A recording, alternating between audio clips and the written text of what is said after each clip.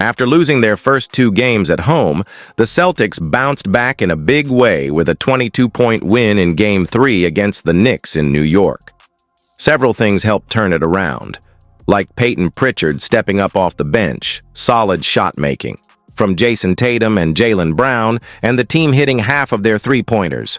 But what stood out the most was their defense. They didn't do anything fancy, but their strategy worked really well. One smart move they often make is putting Jason Tatum on the opposing team's center. This allows them to easily switch on defense when the Knicks try to use screens. The Celtics can pull this off because they have some of the most flexible defenders in the league. Tatum can handle bigger players thanks to his size and strength.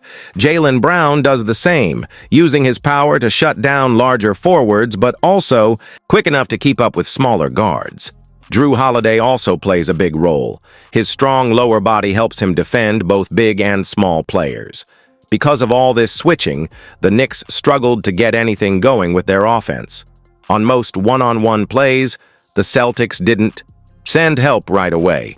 Instead, they waited until someone got beat, then brought late help and quickly rotated.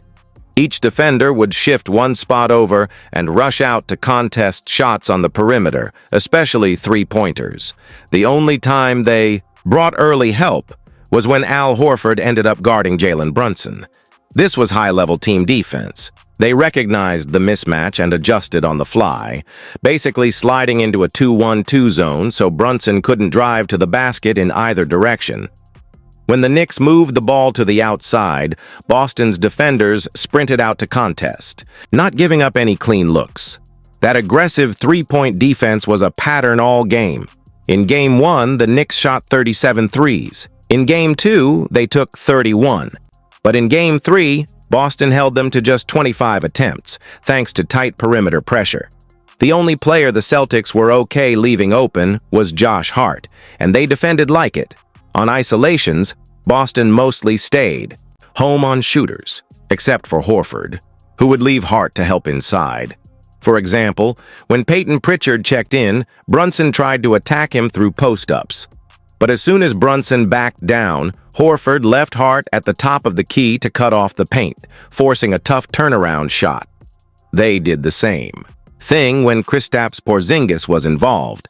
When Kristaps Porzingis came in, he was guarding Josh Hart, but he didn't even pretend to care about Hart on the perimeter. Instead, he stayed near the paint to protect the middle, and even when Hart got the ball, Porzingis didn't bother to close out. Hart tried to respond by handing the ball off, but Porzingis just stayed back, clogging the lane and stopping the Knicks from driving to the basket. To adjust, the Knicks started using Hart as a screener to pull Porzingis into the play, but Boston handled it well. Brunson's defender chased him over the top of the screen, while Porzingis stayed back in, a deep drop. Basically, they dared Hart to shoot threes, and he wasn't much of a threat from there. Eventually, the Knicks subbed Hart out and brought in Mitchell Robinson, but since they were already in the bonus, the Celtics had Porzingis intentionally foul him to send him to the free throw line. Here's why. Robinson is a poor free throw shooter. In his entire playoff career, he's made just 34%. This year, it's even worse. He's hit only 11 of 38, or 29%. So by fouling him, the Celtics forced the Knicks into a tough spot. Robinson became a liability, and they had to take him out of the game. He ended up playing just 19 minutes in Game 3, which is a big deal because he's a major part of New York's defense, especially early in games.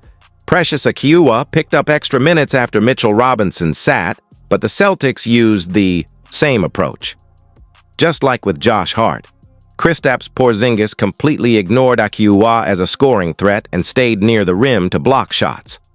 Take this one-on-one play from Jalen Brunson as an example. He used his strength and footwork to get deep into the paint against Derek White, but Porzingis was waiting at the rim, so there was no good shot available. The Knicks had to reset the play. By the end of the first quarter, the Knicks actually had both Robinson and Achiuwa on the floor. That allowed Al Horford to guard Achiuwa, giving him the freedom to roam. He focused on stopping Brunson, cutting off his drives, and forcing someone else to step up.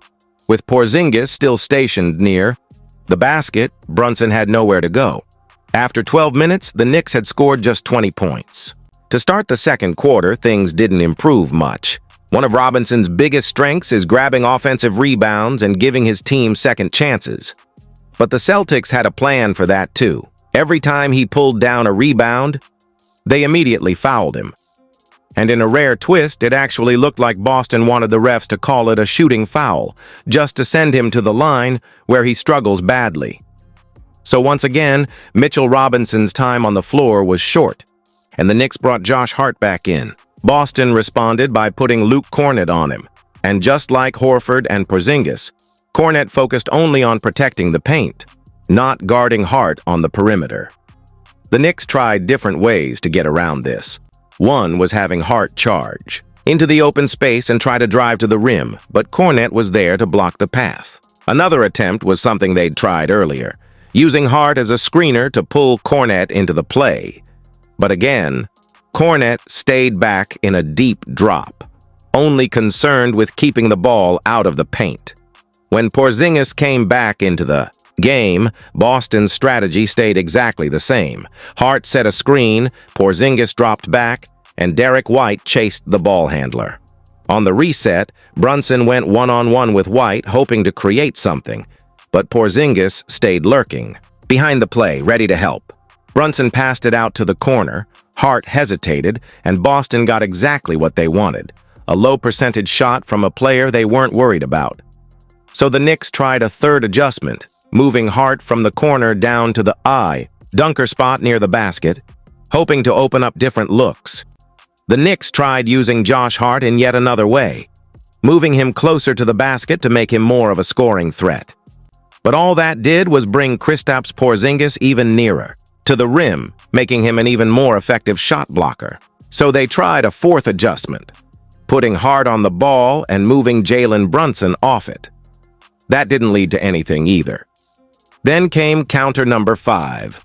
Brunson started up top, Hart ran to the corner to set an off-ball screen for OG Anunoby, but Jaylen Brown chased him right into Al Horford, which led to a turnover. At the end of the day, nothing New York tried worked inside the paint. It didn't matter how they used Hart, who was guarding him, or how they spaced the floor. Boston shut it all down. There were no openings at the rim, and not many good looks from three either. That's how the Knicks ended up with just 46 points in the first half and trailed by 15 at halftime. From there, the Celtics kept using the same game plan, and the Knicks couldn't recover. Even when Hart had wide-open threes, he rarely took them. He only attempted 3 all game and missed them all. That lack of outside shooting really hurt the Knicks' offense. The only time they got anything out of him was when he set a hard screen that created space, but that wasn't nearly enough to change the outcome.